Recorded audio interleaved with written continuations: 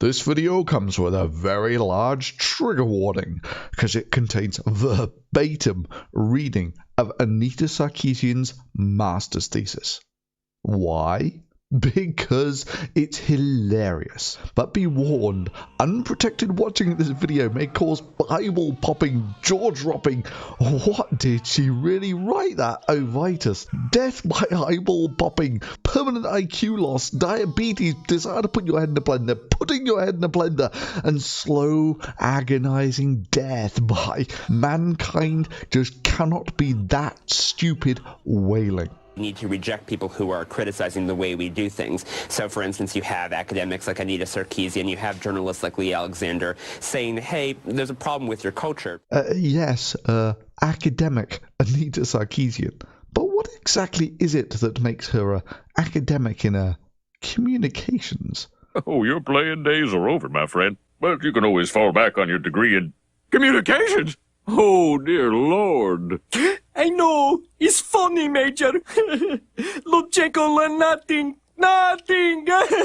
Well, apparently she wrote a thesis, which she was so proud of that she deleted it off her own website. But you might be interested to know the level of research that goes into a feminist master's thesis.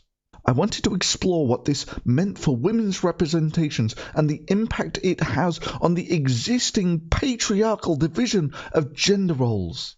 Why are you wearing the bra and the dress? I guess I'm really interested in semiotic entanglement and sort of loosening semioses. We have to be able to transcend the binary of One repercussion of constantly relying on feminizing signifiers for character design is that it tends to reinforce a strict binary form of gender expression. I don't know, that sounds really post-structural. You just totally blew my mind right now. Really? Yeah, before we even start, it's all about patriarchal gender roles. Yeah, I guess that women are just too infantilized to have any say in their own gender roles at all. And then she wraps up the acknowledgements by saying, and finally, I would like to thank Jonathan McIntosh for spending countless hours watching and critically analyzing television shows with me. And surprise, surprise, the woman whose master's thesis revolved around watching television has now grown up, after a little teleseminar training, of course. Hi, my name is Anita Sarkeesian. I'm from Los Angeles, California, and my website is neonandchrome.com. And I just want to let you all know how amazing Alex's teleseminar secrets was. It really motivated me to get my own business started. In my current day job, I saw how teleseminars could change the face of your business and make a lot of money, but I didn't really understand how it worked. And I'm only 23, and I've already started my own business promoting teleseminars for small businesses around me, and it's really made a huge impact on my life. Into a fully grown woman who can say the most ludicrous things about video games. We must remember that games don't just entertain. Intentional or not, they always express a set of values and present us with concepts of normalcy.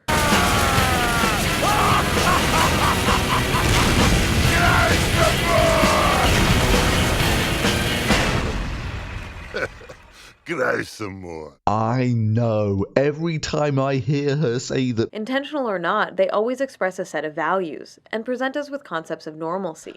I just get this desire to cut in some Plants vs. Zombies gameplay. Intentional or not, they always express a set of values and present us with concepts of normalcy.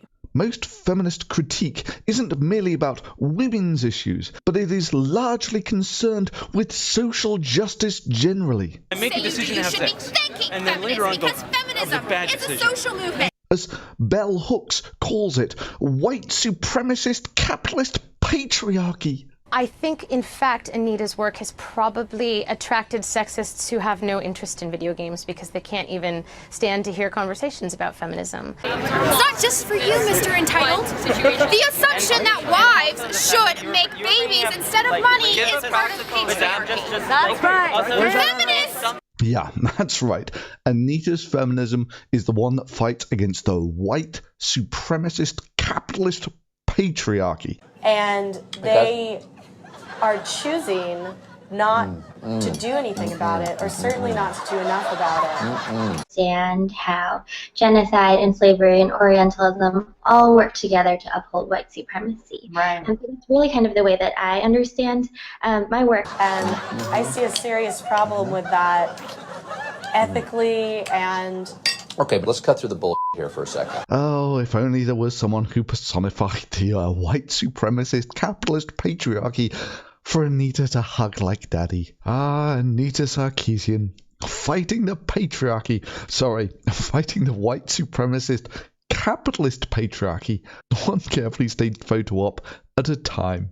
A question I asked myself repeatedly through the process of researching this paper is, what does a female hero, and even a male hero, look like outside of patriarchy? Rape culture is part of patriarchy. False rape accusations discredit rape victims, which reinforces rape culture, which is part of patriarchy. It's incredibly hard to visualize. It requires imagining what a world without patriarchy would look like. Feminists do not want to be lonely. We do not hate nice guys. The idea of certain people are inherently more valuable than other people because of superficial physical attributes is part of patriarchy. I've heard it said that in the game of patriarchy, women are not the opposing team, they are the ball. Anita Sarkeesian on Twitter. Mass shootings are one tragic consequence of a culture that perpetuates toxic ideas of masculinity. This is how patriarchy can harm men too. I don't know if you're noticing a theme. Patriarchy. Yeah, you keep going.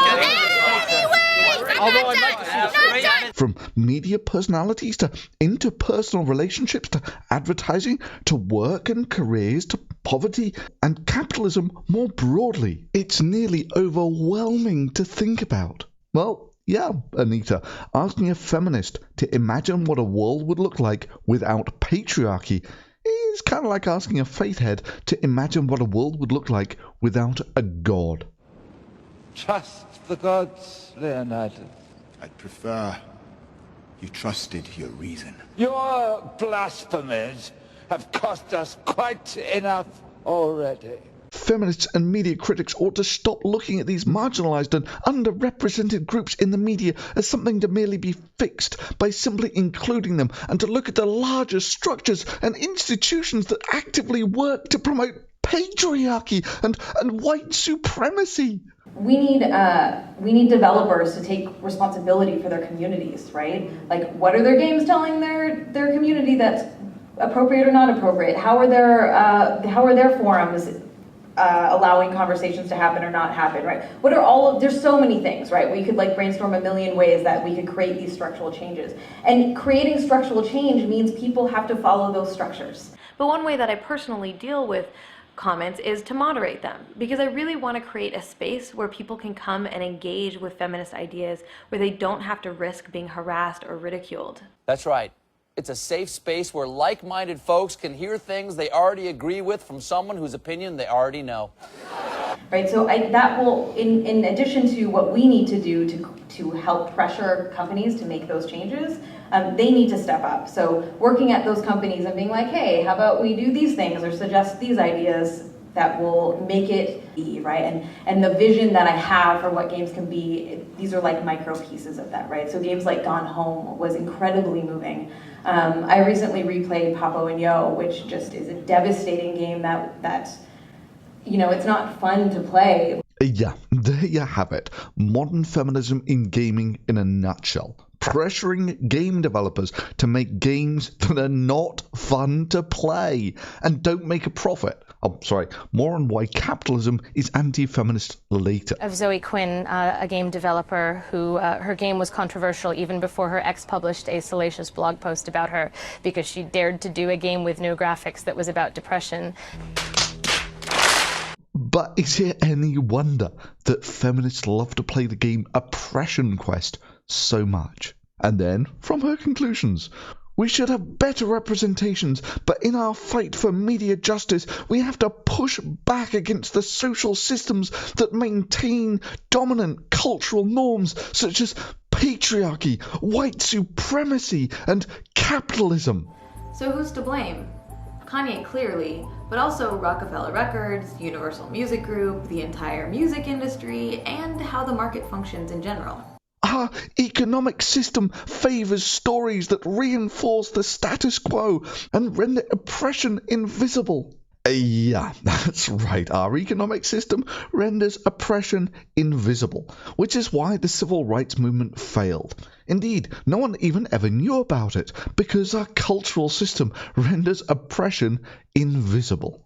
But maybe the funniest thing in her master's thesis is that she's only really got one piece of data to speak of in her entire master's thesis. The only thing that she actually goes merely beyond stating opinions like there are no negative traits for men on TV at the moment. You know, like being shy, weak, having a lack of self-confidence, lack of self-control, indecisive, hysterical, submissive, cooperative. Cooperative is a negative feminine trait. Emotionally expressive is a What? Emotionally expressive is a negative feminine trait. And intuitive? What the hell? Anyway, ignoring Anita's clearly master's level scholarly appraisal of what she thinks are the gender traits currently valued on television, the only numerical analysis is the number of white people and the number of coloured people killed in the TV shows she watched with full Macintosh. And the numbers clearly show that white people and coloured people are killed off equally often. And then she goes on to completely ignore the only data in her thesis to conclude, I dream of a day when it's commonplace for televisions to have strong women who don't subscribe to patriarchal values in order to be celebrated, when people of colour and queer people are not typecast, stereotyped, and killed off more often than their white counterparts. But seriously, her conclusion is that people of colour are killed off more often than their white counterparts, which is directly contradicted by the only data presented in her thesis. The issue of sexism in games finally had someone, not an avatar, as its spokesperson. And that's what all great social movements need. Attention from the outside world and a voice to help them humanize the problem. Patriarchy.